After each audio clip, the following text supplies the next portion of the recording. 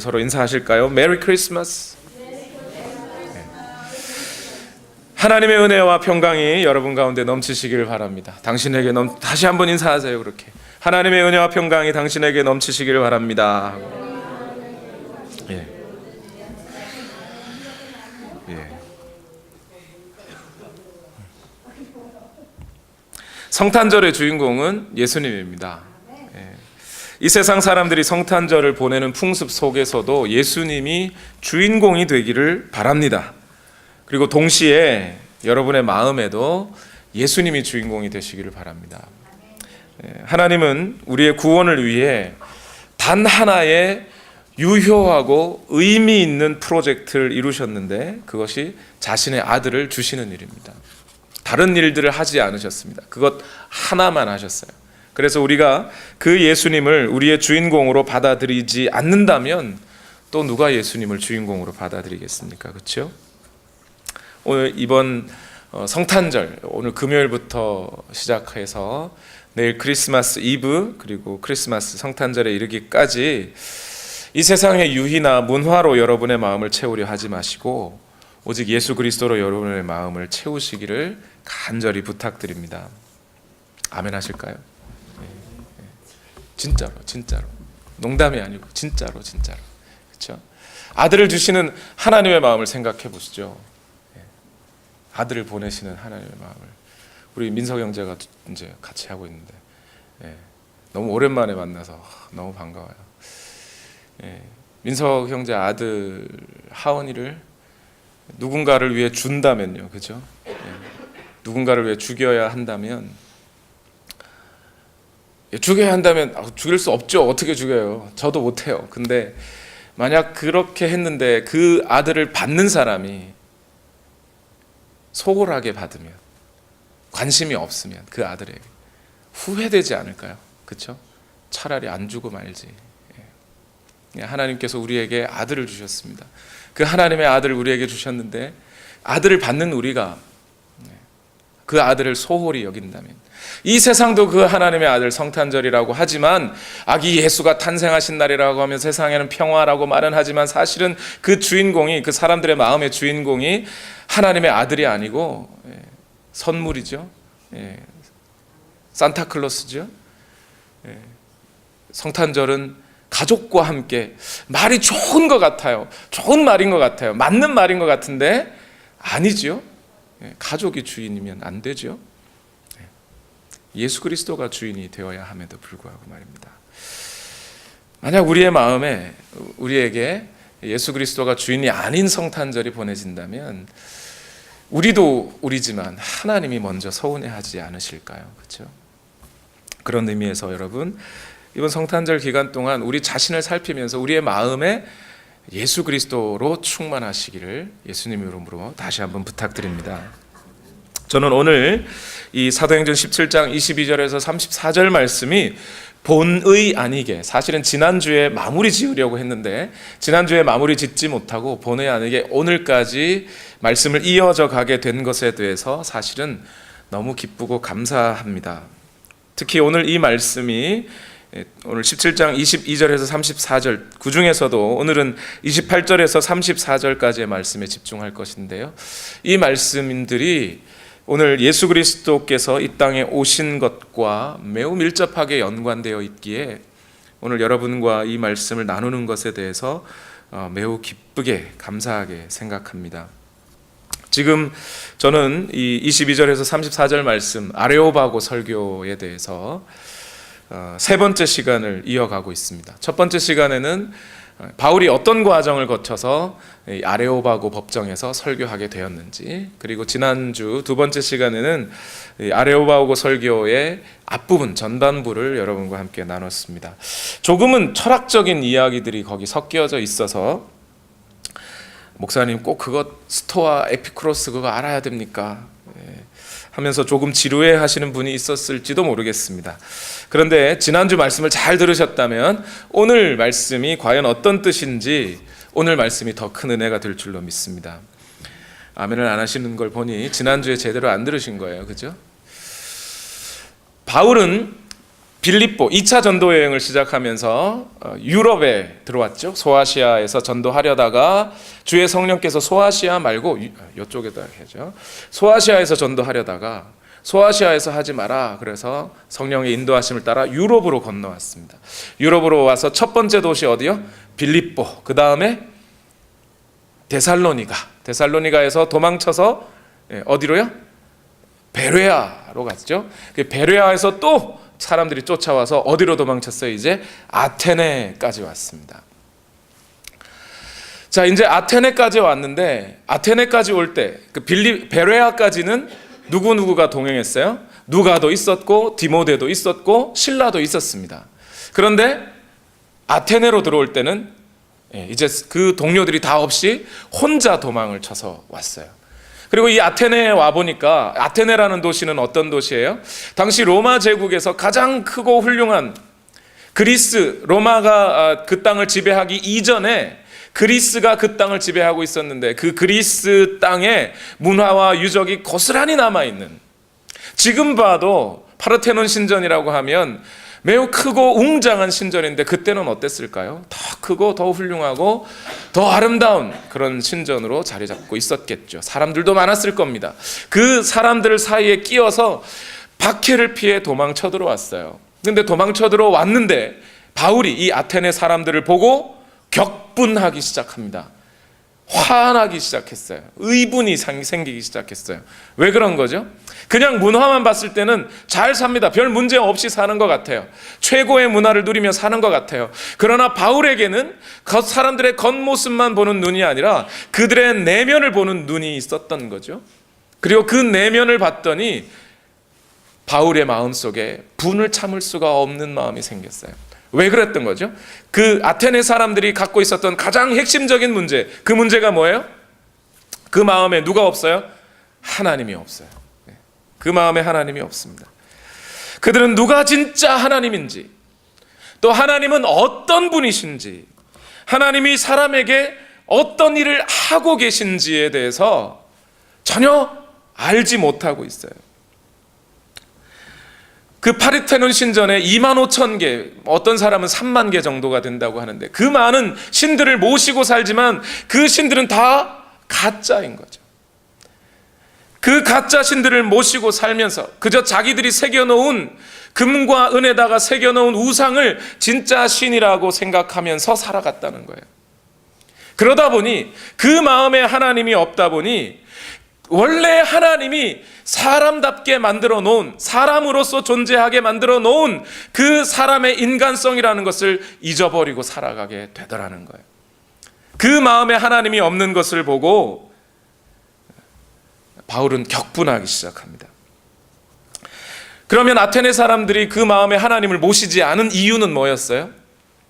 뭐 때문에 하나님을 배척했죠? 그 마음 중심에 있는 이기심 때문이었어요. 이기심. 다 까먹으신 것 같아요. 제가 잘못 설교하였든지 여러분이 잊어버리셨든지 둘 중에 하나일 거예요. 사람들은 신을 만들어 섬깁니다. 왜 신을 만들어 섬겨요? 누구의 안위를 위해서? 나의 안위를 위해서. 신 자체를 섬기려고 하는 게 아니고 그 하나님을 있는 그대로 하나님을 섬기는 게 아니라 그 하나님을 통해 내가 보호받고 내가 잘 살기 위해서, 내가 복받고 살기 위해서 신을 만들어 섬긴 거예요. 그러니까 신들이 그렇게 많았던 거예요. 그렇게 많은 신들을 만들어 살면서도 그 마음에 안정감이 있어요, 없어요? 없어요. 왜냐하면 바다로 나가가지고 혹시나 내가 죽을지 모르니까 바다신을 섬겨요. 땅으로 나갔을 때는 내가 혹시 죽을지 모르니까 땅신을 섬겨요. 하늘로 가서는 하늘의 신을 섬겨야 돼. 바람이 불면 바람의 신을 섬기고 돌에 맞아 죽을지 모르니 돌의 신을 섬겨야 돼요. 그런데 그 많은 신들을 다 만들어 섬겨도 여전히 나의 미래는 알지 못해요. 어떻게 죽을지 모르는 거예요. 그러니까 어떤 신을 섬겨요? 알지 못하는 신에게 라고 만들어 놓고 그 신을 섬기는 거예요. 본질은 뭐예요? 신을 섬기는 게 아니라 나를 섬기는 거예요. 나를 지키기 위해서 신을 만들어 섬기는 거죠. 바울은 이렇게 하나님을 제대로 알지 못하는 사람들에게 진짜 하나님이 누군지, 정말 그냥 우리가 만들어서 섬기는 하나님이 아니라 정말 우리의 예배를 받으셔야 할 하나님이 따로 있으신데, 그 하나님을 이 아레오바고 법정 가운데 파르테논 신전을 저 옆에다 두고 그 아테네의 가장 높은 바위 위에 올라서서 이제 그 아테네 사람들에게 설교하기 시작합니다. 그 설교의 핵심 주제는 첫 번째가 하나님이 누구냐. 여러분들이 지금 알지 못하는 신에게라고 만들어 놓고 하나님을 섬기는데 그거 가짜다 이 말이에요. 여기서 제가 철학적인 이야기를 좀 했죠. 지금 복습하고 있습니다, 여러분.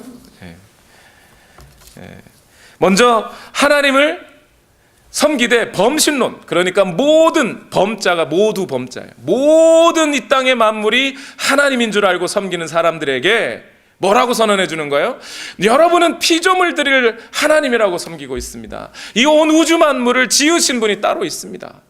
이 온 우주는 피조물일 뿐입니다. 하늘도 땅도 태양도 달도 별도 나무도 바람도 돌도 다 우리가 신이라고 섬기지만, 여러분이 신이라고 섬기지만 신이 아니라 하나님이 만들어 놓은 피조물들일 뿐입니다 라고 이야기를 해주는 거예요. 도리어 하나님은 우리에게 살 경계와 시간을 확정해 주시고, 즉 역사를 주시고 그 역사 가운데서 살아가게 하셨습니다. 그리고 이어서 바울은 하나님이란 이 땅의 모든 우주 만물을 만들어 놓고 저 멀리서 팔짱 끼고 사람이 불러도 대답도 안 하고, 이신론이라 그러죠 이거를. 그런 존재라고 믿는 사람들에게 아니다, 하나님께서 우리에게 시간과 역사를 주신 이유는 그 시간과 역사 가운데서 하나님을 찾으라는 것이라는 겁니다.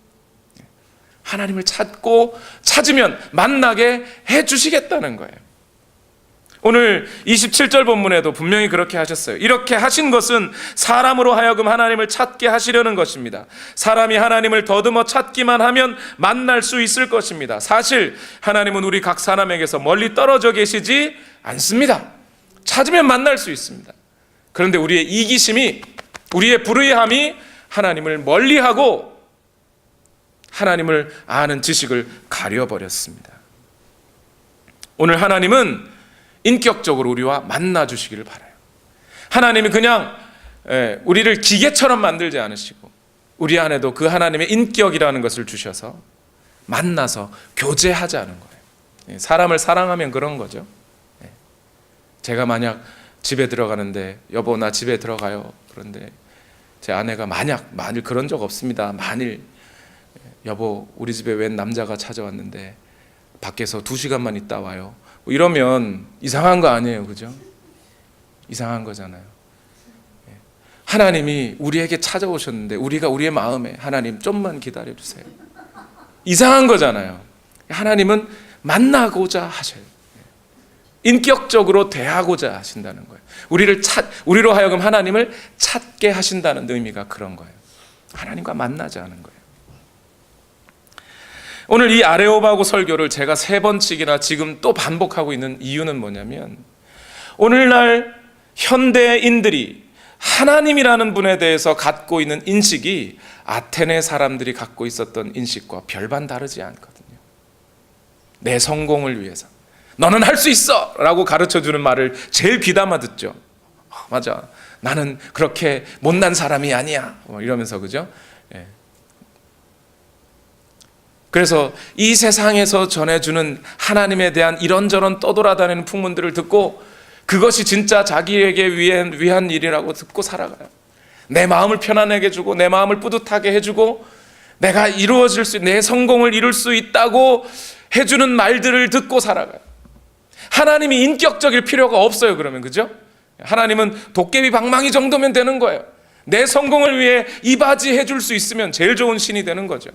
그리스 사람들이 믿었던 하나님이 마치 그와 같아요. 하나님과 인격적으로 관계를 맺는다. 그게 뭔 소용이 있어요 대체? 아무 소용이 없어요. 나를 위해 존재해주면 되는. 오늘날 많은 사람들이, 여러분 인터넷에 들어가 보세요. 심지어 기독교인이라 하더라도 그런 하나님을 믿고 살아요. 인격적으로 하나님과 만나서 하나님이 내게 무엇을 원하시고 나는 하나님을 위해 무엇을 할 수 있는지에 대해서 생각하고 고민하고 그렇게 하나님과 관계 맺고 살아가는 것에 대해서는 전혀 관계없이, 상관없이 내가 잘 되고, 내가 힘들 때 도움이 되고, 내가 아플 때 좀 괜찮아지고, 마음의 위로가 되는 말, 얼마나 내가 상처받았는데, 그죠? 상처 씻어줘야죠. 하나님이 왜 내 상처는 안 씻어주셔? 그런 하나님만 믿고 살아가요. 오늘 성탄절을 이틀 앞두고 있는 우리에게, 우리는 하나님에 대해서 반드시 바른 지식 속에 들어가야 됩니다. 하나님이 우리에게 그 아들을 주신 이유를 좀 바로 알아야 된다는 거예요. 왜 하나님이 아들을 보내셨나? 여기까지가 지난주 내용이었습니다. 그렇죠? 복습만 절반이 지난, 복습만. 길지 않을 겁니다. 오늘은. 이제 바울은 계속해서 이어가고 있습니다. 말씀을 이어갑니다. 하나님에 대한 지식, 아니 하나님에 대해서 새로운 지식이 아니라 이미 하나님은 존재하고 계셨는데 아테네 사람들이 몰라서, 그 하나님을 모르고 배척하고 그 마음에 하나님을 두기를 싫어하여서, 그래서 하나님을 몰랐던 그 하나님에 관한 지식을 바울이 설명해 주었습니다. 그러면 이제 어떻게 해야 되나요? 그 바울의 이야기를 들은 아테네 사람들은 어떻게 해야 되나요? 자, 자기들이 여지껏 몰랐던 하나님을 바울을 통해 들었습니다. 그럼 이제 어떻게 해야 되죠? 무엇 해야 됩니까? 두 글자로 뭐 해야 돼요? 회개해야 됩니다. 회개. 오늘 본문 사도행전 17장 30절을 읽어보십시다. 시작. 하나님께서는 무지했던 시대에는 눈 감아 주셨지만 이제는 어디에서나 모든 사람에게 회개하라고 명하십니다. 여기서 이제는 이라는 이 말이 해석하기엔 여러 가지 뜻으로 해석할 수 있어요. 이제 예수 그리스도께서 십자가에 달려 죽으시고 부활하시고 난 이 다음, 그 이전은 어땠을지 모르겠지만 이제 예수 그리스도께서 이 땅에 오신 다음에는 이라고 해석할 수도 있고요.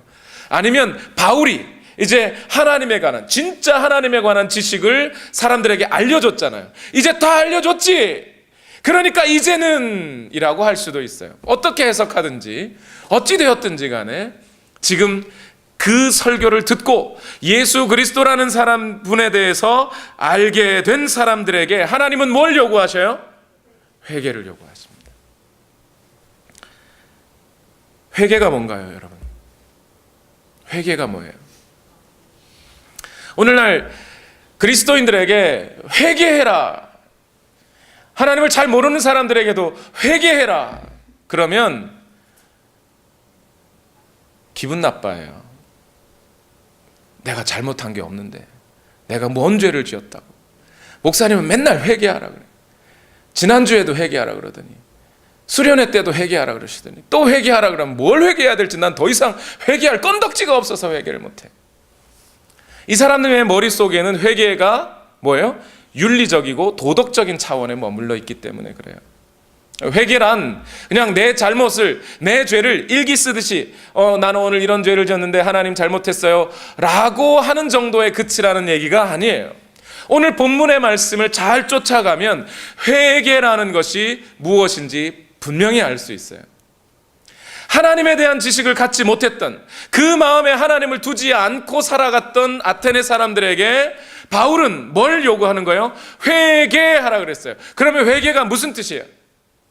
아테네 사람들은 지금껏 하나님을 몰랐고, 하나님을 몰랐기 때문에 죄가 뭔지도 몰라요. 죄가 뭔지 모르기 때문에 회개할 건덕지도 없어요. 그런 사람들에게 바울은 회개하라고 말하고 있어요. 그러면 단순히 여기서 말하는 회개란, 내 죄가 이건데 하나님 어릴 적에 100원짜리 어머니 돈통에서 훔쳤는데 그 100원짜리 회개합니다.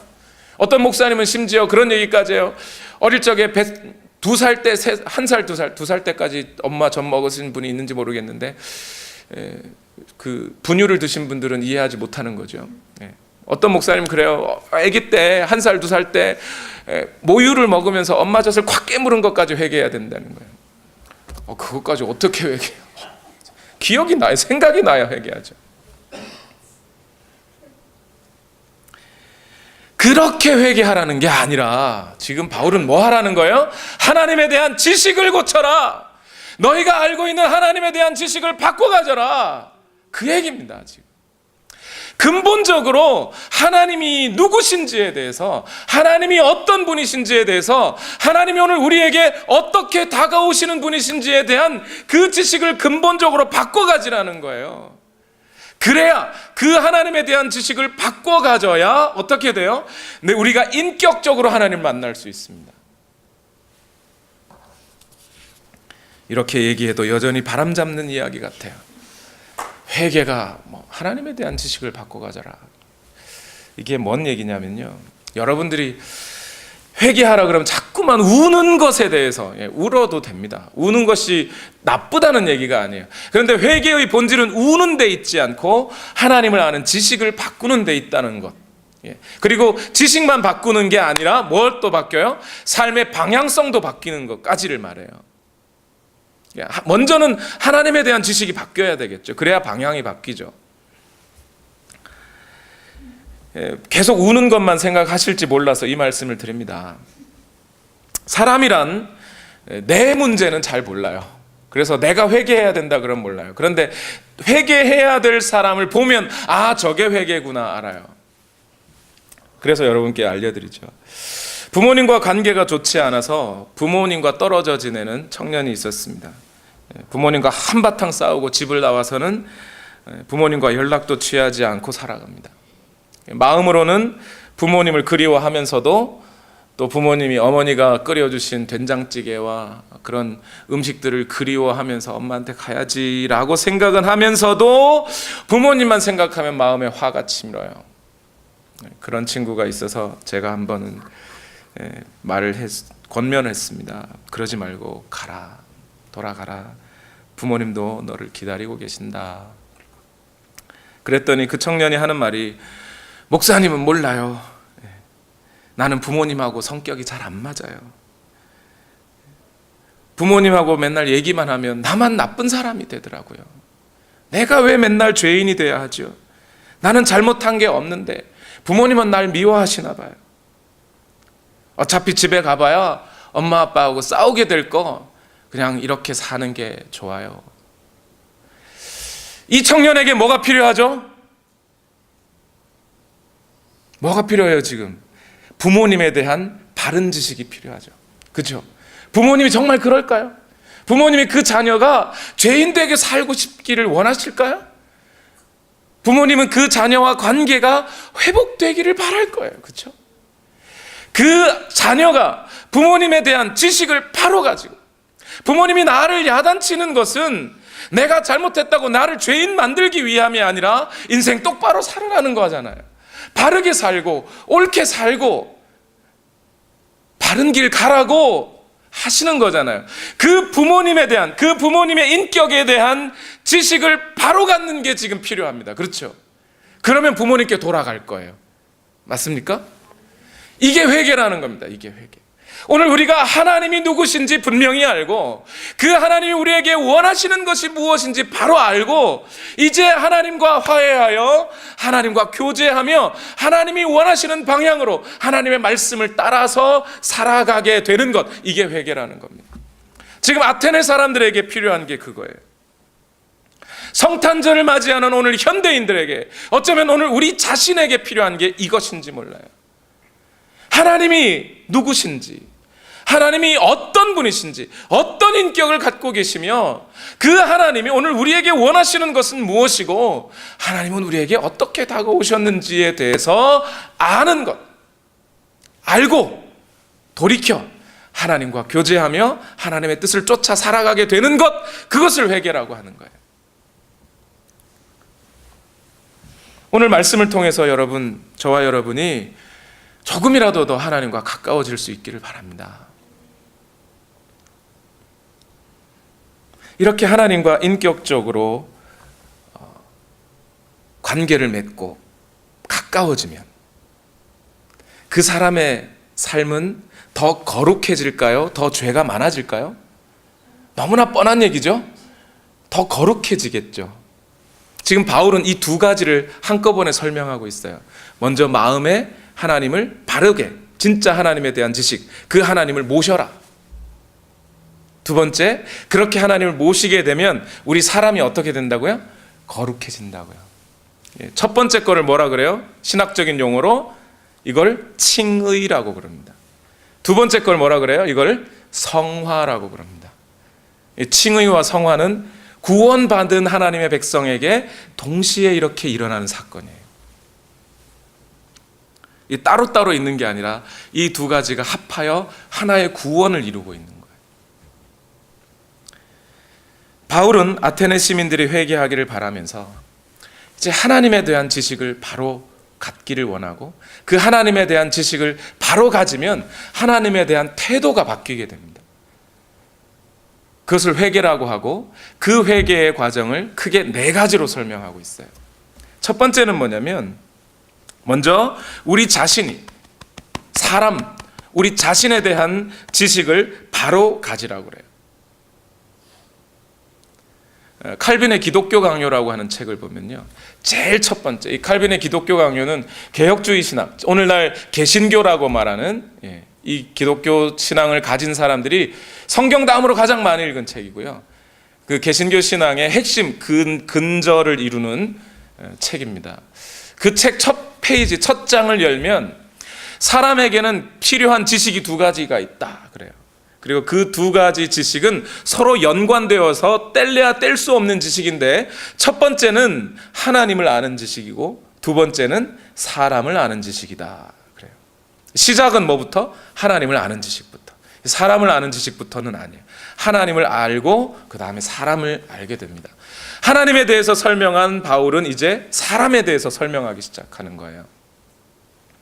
첫 번째 이 사람에 대한 지식이 뭐냐면, 우리 사람은 항상 하나님 안에 존재하고 있는 존재라는 것, 하나님 없이는 살 수 없는 존재라는 것, 그것을 말하고 있습니다. 먼저 사도행전 17장 28절을 다 같이 읽겠습니다. 시작. 여러분의 시인 가운데 어떤 이들도 우리도 하나님의 자녀이다 하고 말한 바와 같이 우리는 하나님 안에서 살고 움직이고 존재하고 있습니다. 바울은 당시 헬라인들이 익숙하게 아는 어떤 시인의 말을 빌려서 말하는 거예요. 저와 여러분은 원래 하나님의 자녀로 살아갈 사람들입니다. 이렇게 얘기해요. 이 말이 오늘날 우리가 말한 대로 우리는 하나님의 자녀야, 예수님의 이름으로, 예수님의 보혈로 거듭났어 라고 말하는 그 하나님의 자녀하고는 의미가 조금 달라요. 바울이 말하는 지금 하나님의 자녀라는 말은 우리 모두가 다 원래 인간이라는 존재 자체가 하나님께서 만드실 때부터 우리는 하나님의 자녀로서 하나님을 닮고 하나님과 관계하도록 지어졌다 이 말이에요. 원래의 모습이 그러하다는 겁니다. 그래서 하나님과 관계 맺으며 하나님 안에서 하나님 때문에 우리는 우리의 존재가 있게 된다는 거예요. 이 말이 참 어려워지네요. 제가 좀 더 쉽게 말할 수 있는 그런 능력이 있으면 얼마나 좋을까요? 근데 지금 바울의 얘기는 그거예요. 우리는 지금 하나님 안에 있습니다. 우리가 지금 움직이고 우리가 살고 우리가 먹고 자고 살아가는 이 모든 것들이 하나님 안에서 이루어지고 있는 겁니다. 하나님 안에서 이루어진다라고 말하니까 참 이해하기 어려우셔요. 그죠? 조금 더 쉽게 말해 볼까요? 여러분, 이 지구가 돌아가는 소리가 들리십니까? 한번 들어보세요. 보청기를 끼셔야 되는지 모르겠는데. 들리세요? 들리세요? 안 들릴 거예요. 그죠? 왜 안 들릴까요? 왜 안 들리죠? 지구가 돌아가는 소리는 왜 안 들리죠? 여기 구슬이 하나 굴러가도 구슬이 또르륵 굴러가면 구슬 굴러가는 소리는 들리는데 이 큰 지구는 굴러가는 소리가 안 들려요. 왜 안 들리죠? 그 소리가 너무 커서. 너무 커서. 우리 사람의 귀로는 16Hz에서 2000Hz 사이에 소리만, 진동폭을 가진 소리만 들려요. 그 이상 되는 진동폭을 가진 소리는 안 들려요, 우리 귀에.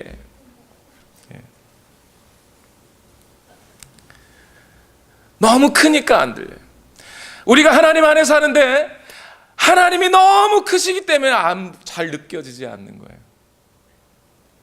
사람이 하나님 안에 살아가는 것을 믿는 사람이든 믿지 않는 사람이든 다 그래요. 하나님 안에 살아가는 거예요.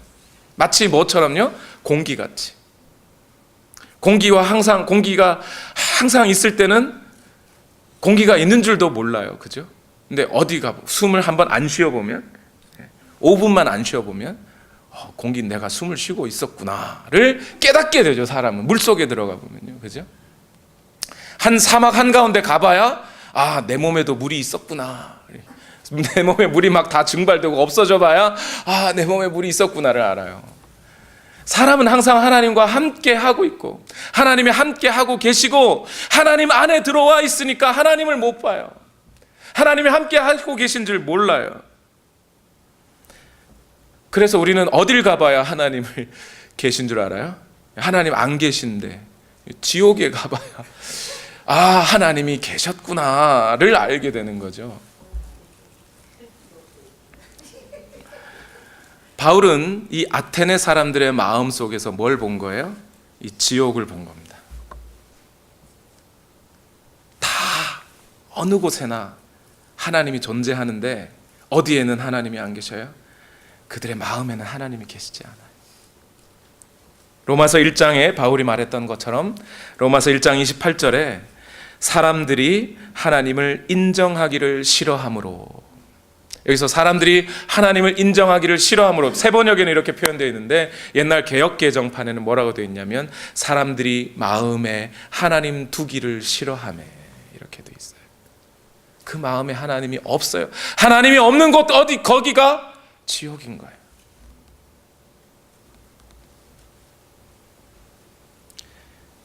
하나님이 마음에 없다는 것, 그게 어떤 거예요? 로마서 1장 21절에는 이 말씀에 대한 해설이 있어요. 사람들은 하나님을 알면서도 하나님을 하나님으로 영화롭게 해드리거나 감사드리기는커녕 오히려 생각이 허망해져서 그들의 지각 없는 마음이 어두워졌습니다. 하나님이 없는 사람들의 마음마다 생각이 허망해지고 마음이 어두워지는 것이에요. 그것이 지옥이라는 거예요. 지옥 그러니까 또 불구덩이와 구더기만 생각하지 마시고요. 그 마음에 하나님이 없이 살아가는 그 사람들의 마음이 지옥이라는 거예요. 그래서 바울은 아테네 사람들에게 얘기하는 거예요. 제발 너희 마음에 하나님을 둬라. 로마서 1장 22절에 사람들은 스스로 지혜가 있다고 주장하지만 실상은 어리석은 사람이 되었습니다. 마음에 하나님이 없는 사람마다 어리석다는 거예요. 시편에 분명히 얘기했죠. 어리석은 자는 하나님이 없다고 하나. 마음에 하나님을 모시지 않는 것은 어리석다는 거예요. 그걸 보면서 바울이 격분했던 거죠. 사람들은 하나님에 의해서 하나님이 공급하시는 생명을 받아 살아가면서도 그 마음에는 하나님 두기를 싫어합니다. 바울은 이 점을 강조하고 있는 거예요. 오늘 우리가 여기 존재하고 있는 이유는 바로 하나님 때문임에도 불구하고 그 마음에 하나님 모시기는 싫어하고 있다. 이 세상 사람들. 저는 세월호 유가족들을 비난하고 싶은 마음은 절대 없습니다. 그런데 세월호 사건이 터지고 나서 모든 화살은 어디로 향하냐면 물론 대통령을 향하기도 했습니다만 한편 교회를 향했어요. 왜 교회를 향하죠? 이 세상에 종교도 많은데 교회도 있고 천주교도 있고 불교도 있고 이슬람교도 있고 많잖아요. 힌두교도 있는데 왜 하필 그들의 마음은 하나님께로 향하는 거죠? 왜 하나님을 원망해요? 여지껏 그 사람들이 하나님 잘 믿고 살아서 하나님 원망해요? 여지껏 하나님을 몰랐던 사람들도 하나님을 원망해요. 저는 그것이 우리 모두가 하나님으로부터 지음받은 증거라고 생각합니다. 우리의 본질 속에 하나님을 찾는 마음이 있어요. 그런데 찾는데 안 찾아지는 거죠. 오늘 우리의 마음속에 하나님을 모셔야 하는 이유가 뭔지 아십니까? 앞에서 칭의와 성화를 설명드렸죠. 우리 마음속에 하나님을 모시면, 그 살아계신 진짜 하나님을 모시면 우리가 거룩해지기 때문에 그래요. 교만한 소리인가요? 아니에요. 나다나엘 호돈이 지은 큰 바위 얼굴이라는 소설 아시죠? 제 별명도 한때는 큰 바위 얼굴이었던 적이 있습니다. 얼굴이 커서. 근데 큰 바위 얼굴의 이야기가 무슨 이야기예요? 남북전쟁이 끝나고 한 시골 마을에 한 전설이 있었습니다. 그 마을에는 산 저기 꼭대기에 보이는 사람 얼굴처럼 생긴 바위가 있는데, 언젠가 이 마을에서 출생한 한 사람이 그 큰 바위 얼굴과 닮은 얼굴을 하고 이 마을에 나타나게 될 것이라는 전설이었어요. 그 바위를 항상 바라보며 살던 어네스트라는 소년이 있었어요. 어느 날 그 소년은 늘 큰 바위 얼굴을 보며 그 마을에 그 큰 바위 얼굴과 닮은 사람이 찾아오기를 기다리고 있어요. 그런데 정치인이 찾아왔는데 큰 바위 얼굴과 닮지 않았어요. 돈 많은 사람이 찾아왔는데, 부자가 찾아왔는데 큰 바위 얼굴과 닮지 않았어요. 이런 사람 저런 사람 다 찾아와도 큰 바위 얼굴과 닮지 않았어요. 어네스트는 어느덧 나이가 들었고 목사가 됐습니다. 그리고 마을 사람들을 향하여 설교를 하고 있는데, 그 마을 출신의 또 다른 시인이 보더니 어네스트의 얼굴을 가만히 보니까 그 얼굴이 저 큰 바위 얼굴을 닮았어요. 그리고 그 시인이 그 자리에서 그 설교를 듣고 있다가 이야기해 줍니다. 저 어네스트를 보십시오. 저 어네스트가 저 큰 바위 얼굴과 닮지 않았습니까? 뭐예요? 오늘 우리는 바라보는 그 대상을 향해 닮게 되어 있습니다. 우리 인간은. 오늘 우리 마음에 하나님이 있는 사람은 하나님과 닮게 되어 있어요. 마치 부부가 서로를 바라보고 살다 보면 어느샌가 서로 닮는 것처럼. 처음에 만났을 때는 진짜 전혀 닮지가 않았어요. 근데 30년 지나면 왠지 닮았어요. 그렇죠? 왜 그런 거예요? 항상 서로만 보고 살다 보니까.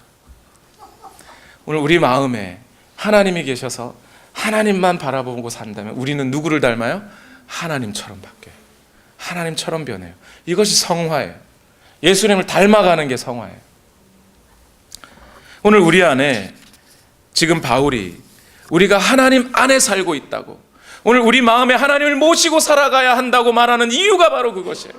처음 우리는 하나님을 닮도록 창조되어진 하나님의 자녀로 만들어진 사람들이에요. 그런데 우리 마음에 하나님 두기를 거부하다 보니 우리의 모습은 어느샌가 그 본질을 잃어가고 피조물처럼 아주 천한 모습으로 바뀌어 살아가 버린 거예요. 그래서 우리 마음에 하나님을 모시고 살라는 거예요. 아테네 시민 여러분, 여러분의 마음에 하나님을 모시고 사십시오. 여러분은 원래 하나님의 자녀로 하나님과 닮아서 하나님과 교제하며 살게 되어 있습니다. 원래 그렇게 지어졌습니다. 그런데 여러분의 마음에 하나님을 두기를 싫어하며 여러분의 모습이, 지금의 모습이 하나님과 같지 않습니다. 이렇게 말하는 거예요. 두 번째, 사람은 하나님 앞에 안에 살고 있음과 동시에 첫 번째는 그거였죠. 두 번째 지식은 뭐냐면, 하나님을 모시려면 우리 몸에서, 우리 안에서 누구를 빼내야 돼요? 우상을 빼내야 돼요. 두 번째 지식이 그겁니다. 사도행전 17장 29절 말씀 다 같이 읽어봅시다. 시작. 그러므로 하나님의 자녀인 우리는 신을 사람의 기술과 고안으로 금이나 은이나 돌에다가 새겨서 만든 것과 같다고 생각해서는 안 됩니다. 이렇게 했어요. 물론 29절의 이 말씀은 우선적으로 하나님에 대한 말씀이에요. 하나님은 그런 돌이나 우리가 새겨 만든 어떤 곳에만 거하시는 분이 아닙니다 라고 알려주고 있어요. 이 지식을 통해 우리는 분명히 알아야 되죠. 하나님은 성전에만 계신 분이 아니에요. 우리가 건물 지어놓고 이 건물에만 하나님이 계시다고 생각하는 것만큼 우상이 없어요. 교회 왔을 때만 정직하고 집에 가고 여러분 직장에 가서는 정직 안 해도 됩니까? 그게 우상이죠. 마치 개를 계집에다가 묶어놓고 날 지켜주십시오 하는 것과 똑같은 거예요. 하나님을 성전에다만 묶어놓고 내가 문제 있을 때만 찾아와서 내 문제 해결해 주십시오 하고 가버려요. 가서 집에서나 다른 데서 살 때는 그냥 내 마음대로 살다가 다시 문제 생기면 와가지고 왜 나한테 이런 문제를 오게 했냐고 하면 그거야말로 하나님을 우상으로 섬기는 거죠. 그게 미신이에요. 그런데 29절 이 말씀은 단지 하나님에 대한 지식만 알려주시는 것이 아니라 사람에 대한 지식을 알려주고 있어요. 하나님의 자녀인 우리는 하나님을 돌에다가 금이나 은에다가 사람의 기술로 고안해서 만든 것과 같다고 생각해서는 안 된다는 거예요. 하나님의 자녀인 우리는 하나님을 그렇게 우상처럼 섬겨서는 안 된다는 거예요. 그 마음에서부터 우상을 제거해버려야 한다는 거예요. 사람이 우상을 마음에 두고 우상을 섬기는 것만큼 그만큼 사람의 고귀함은 떨어지는 거예요. 사람의 거룩성은 떨어지는 거예요. 우리가 하나님을 모시고 사는 그만큼 사람은 거룩해지게 되어 있어요. 오늘 예배하는 이 순간 여러분의 마음에 누가 있으세요? 사람의 마음에 돈이 있으면 그 사람은 뭐가 돼요? 탐욕스러워져요. 그렇죠? 사람의 본질, 사람의 인간성, 거룩함이라는 것은 사라지고 어느새 눈앞에 돈만 보여요. 돈만 추구하다 보면 그렇잖아요. 얼마나 그 사람이, 여러분 돈만 아는 사람을 여러분 좋아하세요? 여러분의 친구가 여러분을 좋아하지 않고 여러분의 돈을 뺏어가고 한다면 친구 삼고 싶으세요? 그런 사람이 거룩해 보이세요? 아니잖아요. 그만큼 우리의 마음에 누가 있느냐에 따라서 우리의 모습이 거룩하냐 거룩하지 않느냐가 결정이 되는 거예요. 어떤 노부부가 자녀들을 미국에다가 시집장가를 보냈습니다. 아들과 딸이 미국에서 잘 살고 있는데 궁금해서 찾아와 봤어요. 먼저 딸 집에 가봤습니다. 딸 집에 가봤더니 너무 기분이 좋아요. 왜냐하면 사위가요 정말 딸에게 잘해줘요. 박사학위도 있는 사람이 아내를 위해서 함께 시장도 보고 무거운 거 있으면 들어주고 식사 다 끝나면 설거지까지 해주고, 미국은 그렇게 살잖아요, 그렇죠? 그래서 부부가 서로 이야기했습니다. 우리 사위를 참 잘 본 것 같아. 그래서 딸한테 인사하고 오늘 이제 아들 집에 갔어요. 아들 집에 갔는데 이게 웬걸, 아들이 며느리한테 같이 밥을 먹으면 가만히 앉아 있어야 되는데 아들이 가서 설거지 해주고 부엌에서 왔다 갔다 하고 그래요. 부부가 서로 얘기했어요. 사위는 잘 본 것 같은데 며느리는 잘못 본 것 같아. 뭐죠? 여러분 이런 시부모님 되고 싶으세요?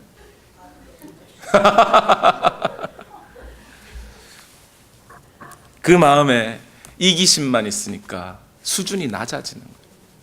그렇지 않아요? 그 마음에 하나님이 있었다면, 바울처럼 그 마음에 하나님이 있었다면, 그죠? 그런 시부모가 되지는 않았겠죠. 사람의 마음에 나만 챙기다 보면, 내 마음속에 나만 주인이 되다 보면 그렇게 본래 하나님이 지으신 거룩한 모습을 다 잃어버리는 거예요. 주일학교 아이에게 어머니가 동전 2잎을 주면서 하나는 교회 가서 11조로 하나님께 11조와 감사헌금은 다른 거죠. 감사헌금을 하나님께 드리고 나머지 한 동전 하나는 돌아오는 길에 아이스크림 사 먹으라고 줬어요. 교회로 열심히 동전 2잎을 들고 그냥 신나게 뛰어가다가 발에 탁 걸려 넘어졌는데 동전 하나가 떼굴떼굴 굴러가지고 하수구 구멍에 빠져버렸어요. 아이가 어머 이러면 어떡하나, 하나님께 드릴 동전이 하수구에 빠져버렸네. 동전에 이건 하나님 감사헌금이라고 쓰여 있는 것도 아닌데 그 빠진 건 하나님 거고 내 손에 있는 건 내 거라는 거예요. 우리 이러고 살지 않아요? 마음에 하나님이 있으면, 그죠? 마음에 하나님이 있으면 이러지는 않지 않을까요, 여러분?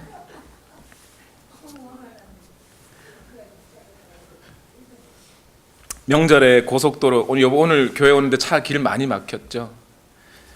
차에서 꽉 막힌 사람들 보면 저 사람들 어떻게 라는 생각보다 내가 거기 없어서 다행이야 뭐 이런. 낚시하는 사람들이 가장 행복한 순간이 언제예요? 내가 월척을 낚은 순간이 아니고 옆 사람이 월척을 놓친 순간이 제일 행복해. 뭐죠? 이기심. 이런 사람이 되어서는 안 되지 않겠어요? 그죠? 우리의 마음에 있는 이기심, 내가 주인이 되어서 살아가면 이렇게 저질스럽게 살아가게 돼요.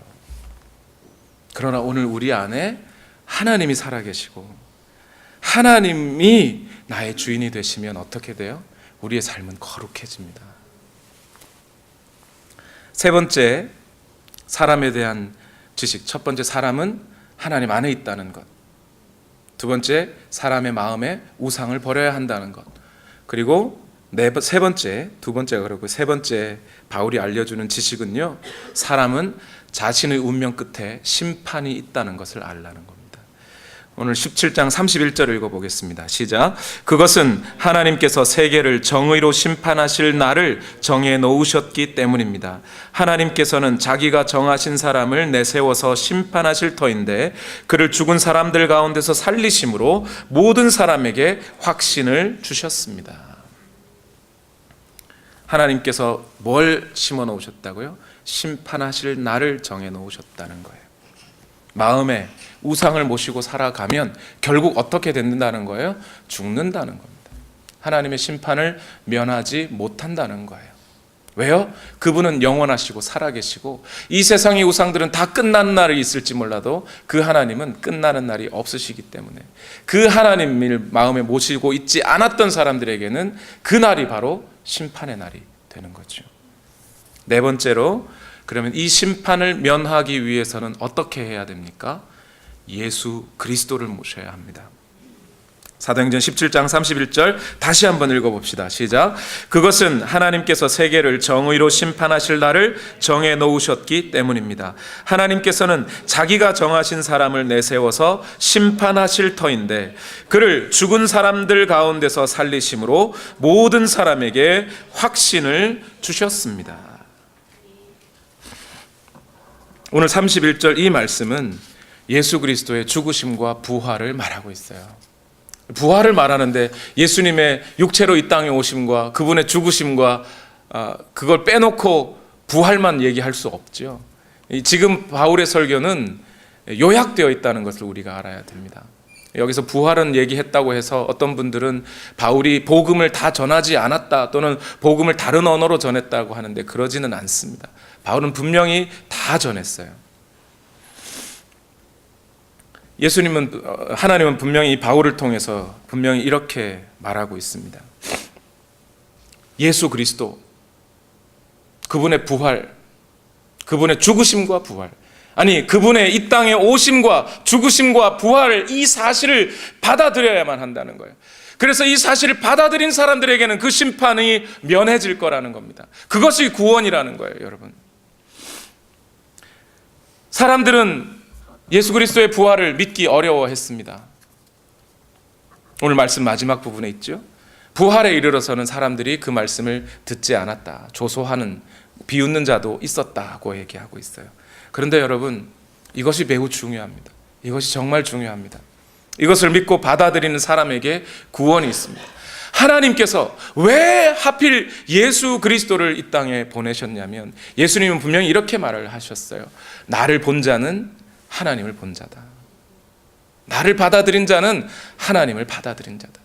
나를 그 마음에 모시고 있는 자는 하나님을 그 마음에 모신 것과 같다.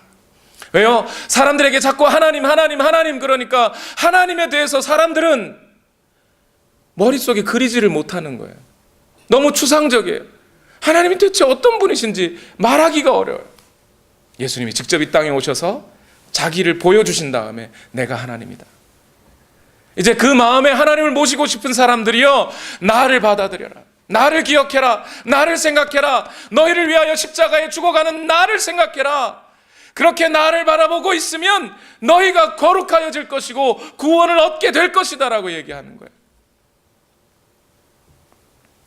여러분, 이 예수 그리스도를 여러분 마음에, 여러분 중심에 모시고 매일매일 쉬지 말고 잊지 마시고, 2016년 한 해 우리 교회 표어가 뭐였어요?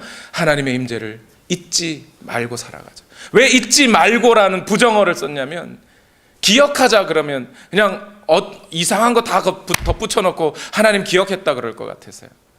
잊지 말고. 여러분 마음속에 예수 그리스도가 계신지 항상 확인하며 예수 그리스도를 바라보며 살아가시기를 바랍니다. 말씀을 마칩니다. 여러분, 선교사들이 늘 이런 말을 합니다. 하나님이 없는 마음마다 선교지다. 하나님이 없는 마음마다 선교지다. 오늘날 사람들은 목회하기가 어려운 세상이라 그럽니다. 일면 맞는 말입니다. 교회 운영이 목회라면, 목회가 교회 운영하는 것이고 교회 조직하는 것이 목회라면 이 말도 틀린 말은 아닐 겁니다. 사람들이 교회를 떠나고 있으니까요. 그런데 반대로 복음을 전하여 영혼 살리는 것을 목회라고 생각한다면 오늘날은 점점 목회할 밭이 많아지고 있는 추세입니다. 오늘날 종교다원주의 사회라고 목회하기 어렵다고, 복음 전하기 어렵다고 절망만 해서는 안 됩니다. 왜냐하면 여러분, 오늘날 과테말라 등 남아메리카를 보면 거기도 명목상 그리스도인이 많이 살고 있었습니다. 90% 이상의 국민들이 나는 그리스도인이라고, 종교가 기독교라고 말하고 있었어요. 그래서 거기에는 선교사들이 가면 선교사들의 무덤이라고 하던 곳이었어요. 그런데 지금 과테말라는요, 마치 거북이 등처럼 쫙쫙 갈라진 논바닥에 비가 오면 그 논바닥이 물을 흡수하듯이 복음 한마디만 전해주면 하나님께로 돌아올 영혼들이 수두룩 벅적해요.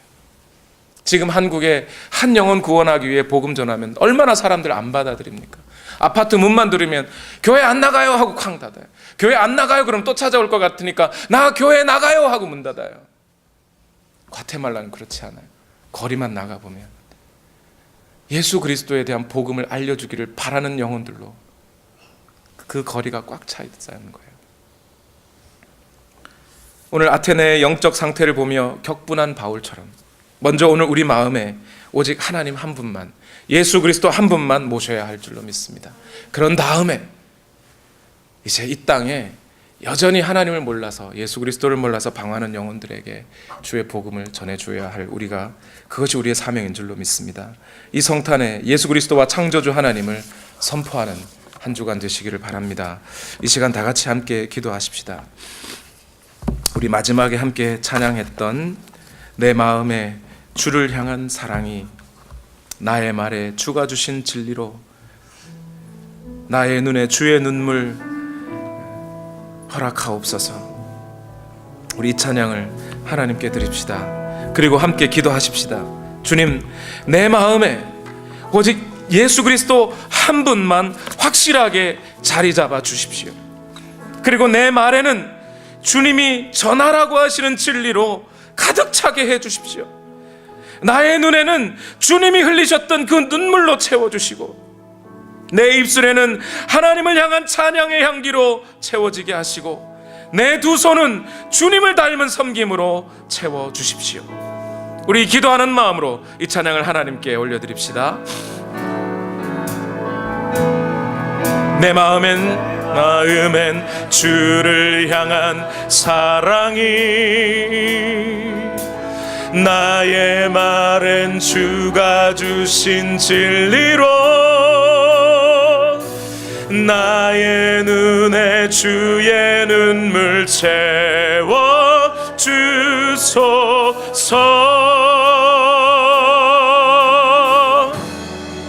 내 입술엔 찬양의 향기가, 입술에 찬양의 향기가, 두 손에는 주를 닮은 섬김이, 주를 닮은 섬김이 나의 삶에 주의 흔적 남게 하소서.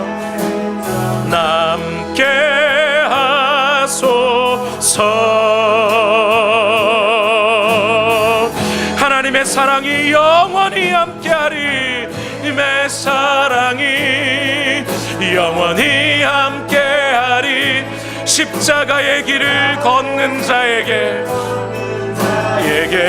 순교자의 삶을 사는 이에게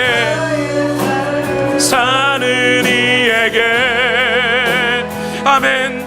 조롱하는 소리와 세상 유혹 속에도 조롱하는 소리와 세상 유혹 속에도 주의 순결한 신부가 되리라. 오직 마음에 예수 그리스도 한 분만 바라보며 살아갈 결단을 하십시다. 우리 결단하는 마음으로 다시 한번 찬양합시다. 내 마음에 주를 향한 사랑이, 내 마음에 주를 향한 사랑이, 나의 말엔 주가 주신 진리로, 나의 말엔 주가 주신 진리로, 나의 눈에 주의 눈물 채워주소서. 예, 눈물 채워주소서.